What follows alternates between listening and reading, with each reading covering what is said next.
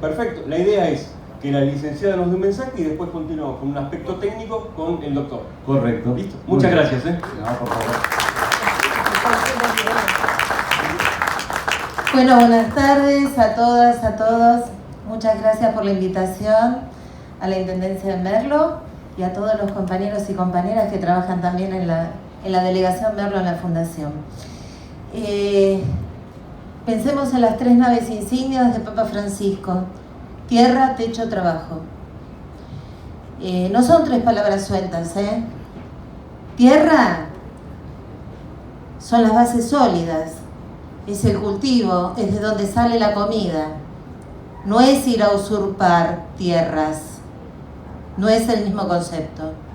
Trabajo, como dijo el general, cada hombre debe producir por lo menos lo que consume.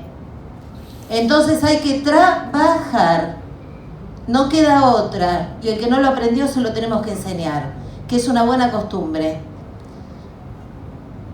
Y techo.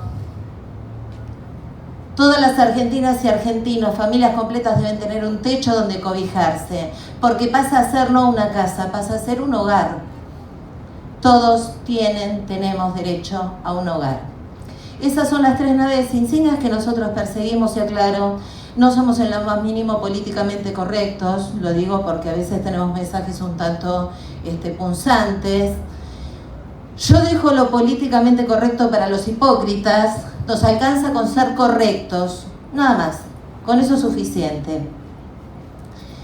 Respecto de lo que nombró Rodrigo, la Laudato Si, la Fratelli Tutti. Laudato Si está hablando, para los que no la leyeron se las recomiendo, que hizo nuestro Papa Francisco, está hablando de la casa común, la casa de todos, la casa di tutti, la tua casa, la mía casa. Entonces tenemos que empezar a cuidar justamente porque no sé en qué momento la humanidad nos hemos atrevido a hacer los desastres que estamos haciendo.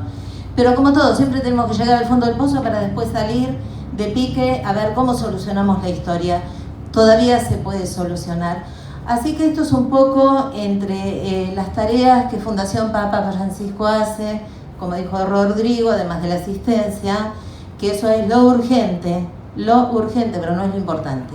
Lo importante está pasando por otros lugares, con otros proyectos, con otros emprendimientos que ya tenemos en marcha, y fundamentalmente con la educación. Y estamos tratando de que jóvenes y familias vuelvan a tener afecto a lo que se está haciendo ahora, el libro, leer. Porque si leemos podemos tener una concepción y hasta un poder de definición en nuestros análisis, no repitiendo como loros lo que otros dicen, sino tener formación propia de lo que uno piensa y cómo lo lleva a cabo. Así que les agradezco nuevamente y gracias por el esfuerzo por el video. Y gracias, Rodri, que la remaste.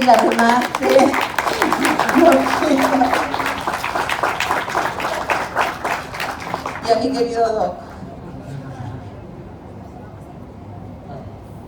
Instalar el debate, interpretarlo entre todos, lo que es la encíclica Laudato Si, el cántico alabado sea.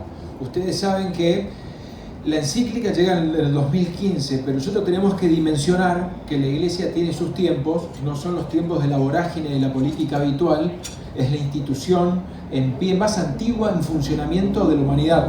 O sea, desde que cayó el reino Ming en el siglo XIX, es la institución que sigue funcionando desde que se fundó con Constantino. Entonces, la adaptación a tener una línea de acción ambiental no tiene la dinámica o la vorágine que puede tener una cumbre gubernamental regional donde se define mucho más rápido todo.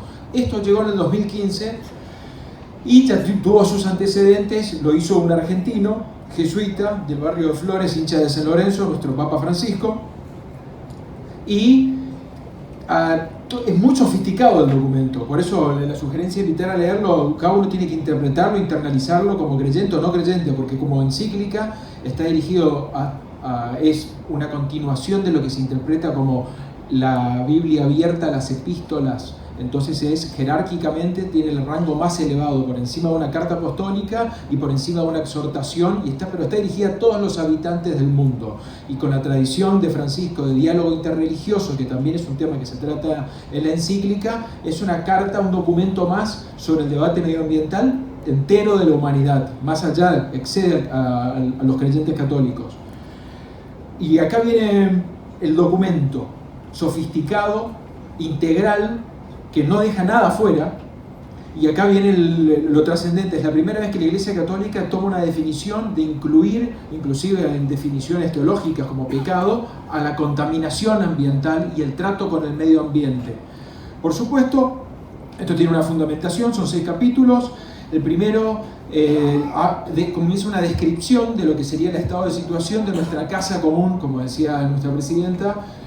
Luego se pasa a la parte más teológica, se va al Génesis, la creación, el rol del ser humano, nuestra visión teológica judeo-cristiana y esas famosas frases del Génesis donde las personas se tienen que labrar lo suyo, porque estamos en el jardín del Edén y tenemos que trabajar y por nuestros frutos y nuestra intervención en la naturaleza, por labrar, y se cita un antecedente de Juan Pablo II, Labor Excellens, que es sobre el trabajo, y hay otras encíclicas también, documentos de la Iglesia Católica sobre el trabajo, pero es la lógica que venía de la interpretación sana, abierta de la Biblia. Y luego pasa a un segundo capítulo que es la intervención, la raíz humana de la crisis ecológica. Continúa con una visión de la ecología integral.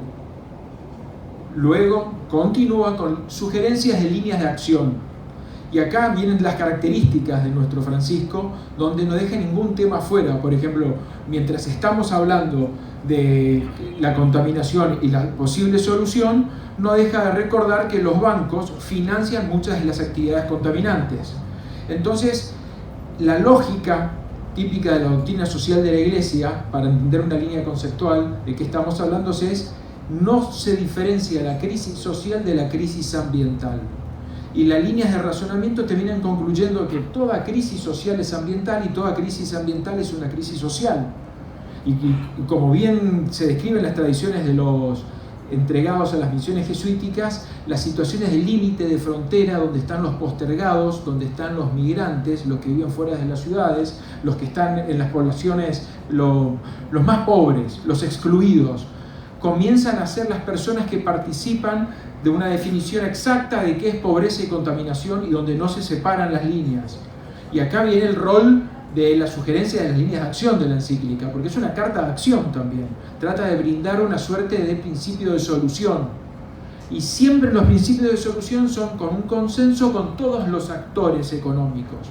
No pueden quedar afuera las mineras, que tienen intervenciones fastuosas, o como la que acaba de escribir la persona que primero tomó la palabra, que escribió de manera magistral lo que es el fenómeno de la electrólisis y la generación de hidrógeno, pero que no dejan de ser grandes actores supranacionales que también tienen que estar sentados en la discusión del consenso para la solución de la cuestión de la casa común. Es la administración de la casa común. No deja nada fuera de la encíclica, pero voy a hacer algunos comentarios o para dimensionar de qué estamos hablando. Como la encíclica es del 2015, pero las cartas y normativas de temas ambientales vienen de la década del 60, podríamos poner una fecha 1972, que es la de Estocolmo, que inclusive el general Perón también la cita como una suerte de fuente normativa para administrar los recursos naturales en su magistral documento del año 74, Modelo Argentino para el Proyecto Nacional.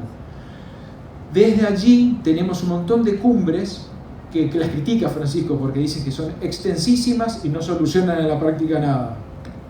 Por eso el rol de la Santa Sede como actor político para lograr el consenso y el diálogo entre los sectores económicos políticos y sociales, comienza a tomar, debe ser unos rasgos principales o más distintivos que tiene el magisterio de Francisco.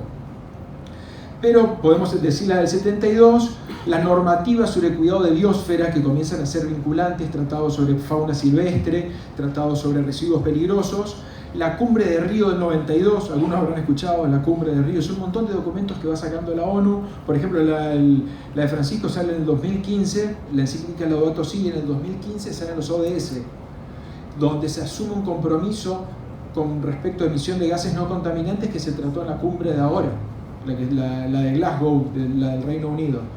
Entonces, esta parte normativa, por eso se separaba los tiempos de la Iglesia y la Iglesia como actor política de lo que es las normativas ambientales, que tienen su dinámica propia en las distintas cumbres y cómo los países lo toman como norma vinculante. Pero lo que más nos interesa a nosotros, el rasgo distintivo, es que lo espiritual, lo social, lo político y lo económico se desdibujan en sus diferencias y participan todos los actores buscando un consenso para la solución de la administración de la casa común, donde la ciencia tiene que hablar con la religión. Francisco explica muy bien, tenemos que aprender a tener un diálogo interreligioso donde inclusive participen pueblos originarios, que generalmente son los que pueden contribuir con saberes ancestrales sobre el cuidado de la casa común, pero sin dejar afuera adelantos de la ciencia que permitan encontrar una solución técnica que por allí en algún prejuicio, ya sea por algún tipo religioso o simplemente por un prejuicio, se desconoce. Esta es la línea de acción sugerida por la encíclica y que bueno, es un gran desafío de la humanidad, así que bueno, espero que la lean a la encíclica y que podamos avanzar en algunos de los cursos de solución efectiva. Muchas gracias.